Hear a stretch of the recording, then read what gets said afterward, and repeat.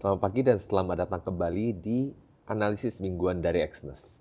Di sesi hari ini seperti biasa saya akan berbagi sedikit informasi dan juga analisis dari apa yang baru saja terjadi di pasar baru-baru ini saja. Tentunya kita akan mulai dari yang pertama, yaitu hasil dari FOMC kemarin. Jadi dari hasil FOMC kemarin, ternyata The Fed masihlah hawkish dengan menaikkan tingkat suku bunga sebanyak 25 basis point. Sehingga sekarang Fed Fund Rate berada di angka 4,75%. Artinya masih ada potensi dari penguatan mata uang dolar kalau memang harganya belum price in. Namun tentunya tampaknya harganya sudah price in sehingga kenaikan dari tingkat suku bunga ini tidak memberikan dampak terlalu banyak kepada mata uang dolar AS sendiri. Dan ternyata The Fed sendiri tidak se-hawkish sebelumnya. Sehingga ada potensi ke depannya tidak akan ada lagi kenaikan tingkat suku bunga lagi. Atau bahkan akan ditahan apabila laju inflasi sudah mencapai target yang diharapkan. Namun kalau diingat kembali, tahun lalu The Fed ataupun bank sentral pada umumnya fokusnya adalah pada laju inflasi ataupun penanganan pada laju inflasi. Namun tampaknya tahun ini mereka akan berubah fokusnya bukan hanya menangani inflasi, namun mereka akan menangani dampak dari penanganan inflasi ini, yaitu resesi. Sehingga akan lebih baik apabila kita memperhatikan indikator-indikator ekonomi yang dapat memberikan kita informasi yang lebih awal seperti leading economic indicators dan juga coincidence economic indicators. Sedikit menjelaskan, leading economic indicators dan coincidence economic indicators adalah dua indikator yang sudah memiliki ataupun dihitung dari beberapa indikator ekonomi yang memiliki bobot masing-masing. Tentunya ini memberikan kita informasi ekonomi yang lebih menyeluruh yang tentunya dapat membantu kita melihat kondisi ekonomi ke depannya. Kita mulai dari leading economic indicators yang saat ini terlihat sudah mulai adanya pembalikan. Terlihat pembalikan sudah terjadi sejak tahun lalu, yang mana tentunya ini sudah terjadi 10 bulan terakhir. Artinya ini memberikan adanya indikasi potensi terjadi pembalikan arah dari ekonomi yang sudah naik beberapa tahun ini. Namun tentunya kita tidak bisa hanya berharap kepada leading economic indicators, kita juga harus melihat pada coincidence economic indicators. Pada coincidence economic indicator terlihat bahwa angkanya masih cenderung naik walaupun terlihat adanya perlambatan belakangan ini. Jadi terlihat kenaikannya belakangan ini cenderung lebih lambat daripada sebelumnya.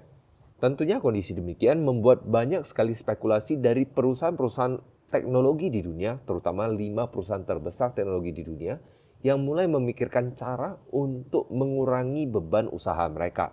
Salah satu cara yang ditempuh tentunya dengan pengurangan karyawan alias PHK. Hal ini tentunya sudah diumumkan oleh beberapa perusahaan teknologi seperti Meta Platforms, kemudian ada Amazon, kemudian Microsoft, kemudian Google ataupun Alphabet, dan yang terakhir Apple masih belum mengumumkan, namun dirumorkan bahwa Apple juga akan ikut mengumumkan akan adanya pengurangan karyawan. Umumnya, investor akan beranggapan bahwa perusahaan-perusahaan yang mengumumkan adanya pengurangan beban seperti pengurangan karyawan ini akan menyebabkan penurunan harga saham mereka. Namun tidak terjadi seperti itu. Yang terjadi malah sebaliknya. Harga sahamnya malah naik. Hal ini tentunya dikarenakan dengan pengurangan beban seperti ini akan berdampak positif kepada laporan keuangan mereka dan ini akan memberikan anggapan bahwa ke depannya adanya prospek dari kenaikan laba dari perusahaan yang nantinya akan terefleksi kepada harga sahamnya. Dari sudut pandang teknikal terlihat harga saham Alphabet ataupun GOOGL baru saja memantul dari kisaran supportnya di angka $84. Kemudian harganya naik dan mencapai angka $100. Kenaikan ini tentunya memberikan potensi pembentukan pola double bottom. Apabila harganya ditutup secara signifikan di atas angka 102,5, maka ada potensi pelanjutan kenaikan ke kisaran 113 hingga $116. Sebaliknya, jika harganya gagal menembus di atas 102,5, maka ada peluang harganya untuk kembali ke kisaran $84 kembali untuk menguji level supportnya. Di sisi lain, Meta Platforms mengalami tahun 2022 yang sangat buruk, di mana harga saham mereka anjlok hancur-hancuran setelah mereka mengumumkan perpindahan fokus mereka ke Metaverse. Dan ini menyebabkan harga saham mereka turun hancur-hancuran. Tentunya setelah penurunan ini, CEO Mark Zuckerberg tentunya mengumumkan satu hal yang memberikan angin segar kepada para investor, yaitu pengurangan jumlah karyawan mereka. Lantas pengurangan ini tentunya memberikan dampak positif dan harga dari Meta Platform langsung naik banyak. Dan kenaikan ini membuat harganya mencetak puncak lebih tinggi dan juga lembah yang lebih tinggi, yang memberikan indikasi adanya potensi pelanjutan tren naik. Jadi kalau dilihat dari harga Meta Platform sendiri, apabila harganya mampu tembus ke atas 153,5 yang merupakan puncak sebelumnya, maka ada peluang harganya untuk melanjutkan kenaikan ke kisaran 160 hingga 165.